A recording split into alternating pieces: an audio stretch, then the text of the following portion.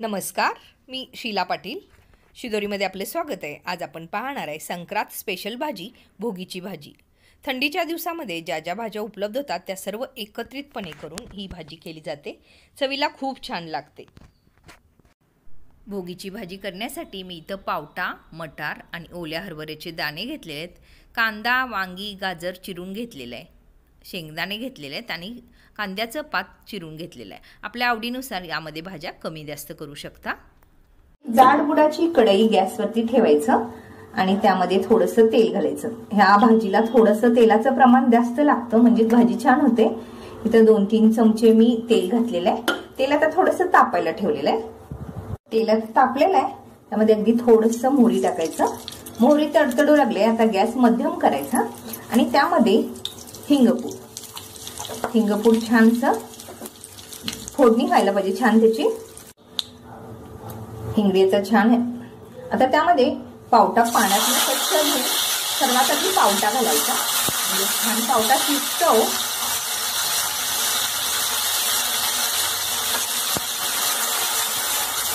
Gas मध्यमच राहू दे.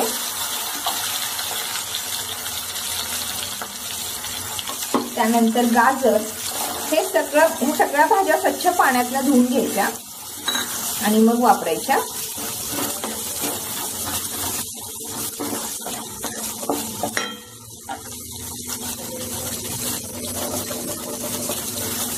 आता हळद स्वच्छ पाण्यातनं निथळून मग घालायचं.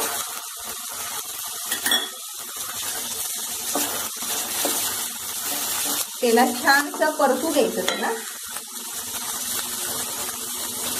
आता मटार,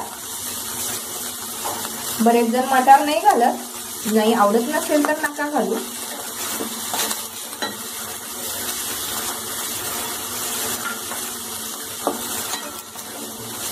आता किंचितसा गॅस मोठा करून हे छानसं परतून घ्यायचं.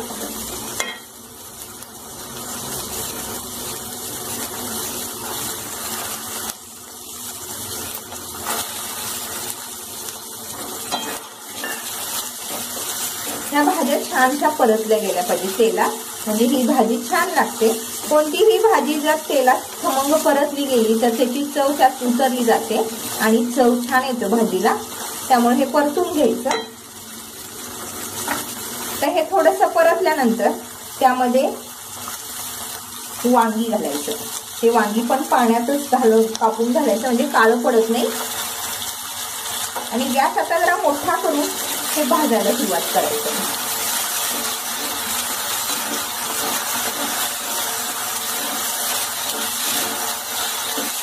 आता त्यामध्ये हे भिजवून ठेवलेले शेंगदाणे तासापुरी भिजवून ठेवले त्यामुळे ते छान भिजले जातात म्हणजे लवकर शिजू शकतील ते.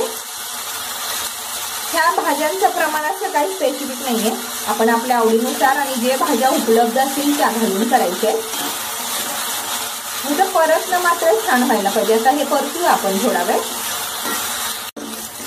आता ही कढई आपण दुसरीकडे शिफ्ट करूया, दुसऱ्या गॅसवरती मंद आचेवरती. हे छानसं भाजू दे म्हणजे भाजी छान होते. आता एक दुसऱ्या कढईमध्ये 2-3 चमचे तेल घालूया. आपण आधी पण 2-3 चमचे घातले, आता पण 2-3 चमचे घालूया. त्या भाजीला थोडंसं तेलाचं प्रमाण जास्त असते. गॅस मध्यम ठेवूया आणि तेल आधी तापवून घेऊया. आता तेल छानसं तापले अगदी थोडंसंच मोहरी टाकूया कारण तिथं आपण टाकलेलं आहे त्या भाजीमध्ये परतताना. त्यामुळे थोडंसं मोहरी टाकलं आणि गॅस मध्यमच ठेवूया. थोडंसं तीळ टाकायचं. तीळ छानसं तडतडू लागला त्यामध्ये आता जिरे टाकायचं आणि लगेच कांदा टाकायचा म्हणजे तीळ जास्त उडणार नाही.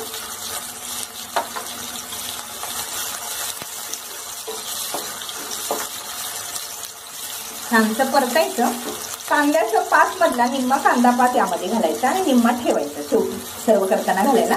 चव छान येते त्याची. हे थोडंसं परतायचं. आता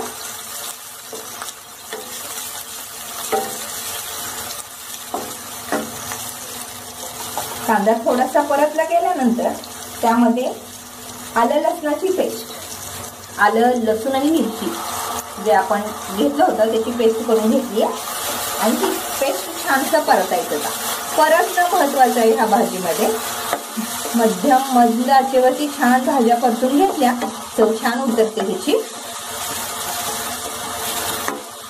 बरेच जण कांदा, लसूण किंवा आलं नाही वापरत. जर चालत नसेल तर नका वापरू. आता ह्या स्टेजला आपण एका टोमॅटोची प्युरी करून घेतली, ती घालायची.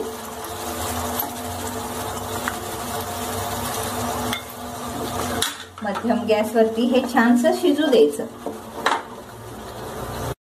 मसाल्यातून आता तेल बाहेर पडायला लागले, म्हणजे आपला मसाला छानसा भाजला गेलाय. ह्या स्टेजला आपण तीळ आणि जिरे आणि कारळ यांचं जे पावडर करून घेतलं होतं भाजलेल्याचं ते घालायचं. नसेल तर कारळची चटणी असली ना ती घालायची, त्याच्याने पण चव छान येते. धन, जिरं, कारळ आणि तीळ हे यांचं मिश्रण आहे. हे थोडंसं तीळ आहे त्यामध्ये, पण आपण कारळची चटणी पण घालू शकतो. हे परतायचं छानसं. त्यामध्ये गोडा मसाला अर्धा चमचा आणि गरम मसाला अर्धा चमचा. तिखट पूड आपल्या आवडीनुसार. मी घरचं तिखट घातलंय, तुम्ही तिखट पूड घालू शकता आणि गोडा मसाल्याचं प्रमाण मग वाढवू शकतात. मी इथं घरचं तिखट पूड असल्यामुळं, तिखट असल्यामुळं मी गोडा मसाला कमी घेतलेला आहे. तिखट मात्र आपल्या आवडीनुसार घाला. आता हा मसाला छानसं परतून घ्यायचं. परत त्यातलं तेल बाहेर पडू दे. त्यामध्ये मी घरचं लाल तिखट घातलेलं आहे, त्यामुळे त्याची चव छान येते भाजीला. त्याची लिंक मी डिस्क्रिप्शन मध्ये देत आहे, तुम्ही बघू शकता. हे छानसं आता परतू लागले, त्यातलं तेल बाहेर पडायला लागले. आता या स्टेजला त्यामध्ये थोडंसं गूळ घालायचं, आपल्या आवडीनुसार घाला. आणि ते गूळ आता पुरतं विरघळू द्यायचं. त्यामध्ये चवीनुसार मीठ घालायचं.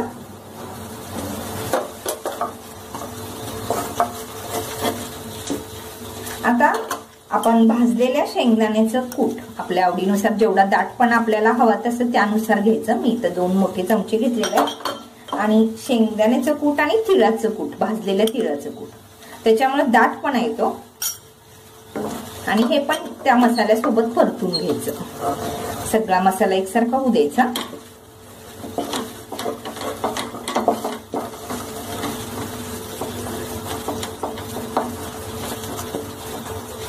थोडंसं मसाला छान परतू दे.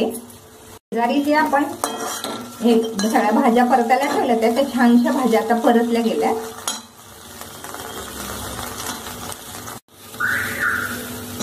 परतलेल्या भाज्या आपण आता त्यामध्ये घालायचं.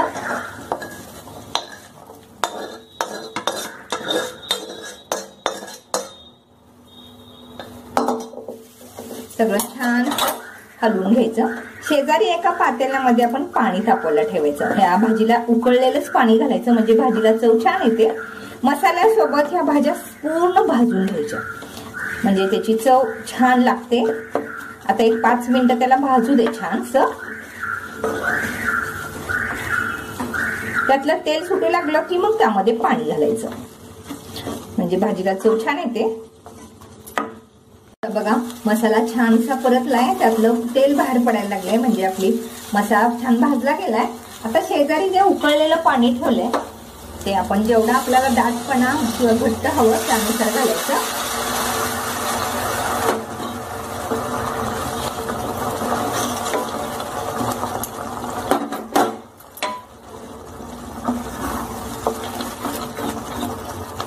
खूप घट्ट नको आणि खूप पातळ नको, थोडंसं रस अंगापुरतं असलं की ही भाजी छान लागते. आणि थोडंसं पाणी घालू म्हणजे भाजी छान शिजेल, जे वावटा, मटार वगैरे.